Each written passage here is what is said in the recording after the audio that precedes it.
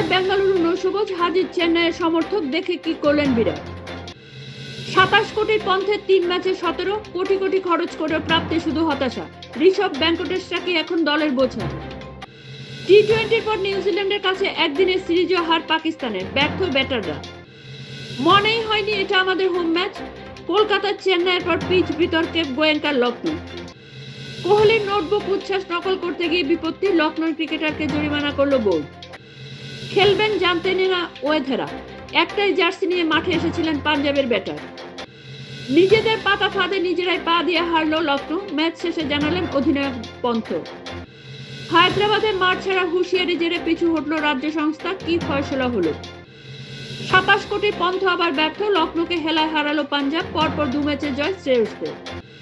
ছেঁড়া জুতো পায়ে ক্রিকেট শুরু, হার্দিকের জীবনে গল্প অনুপ্রাণিত করেছিল 14 বছরের অনিকেতকে।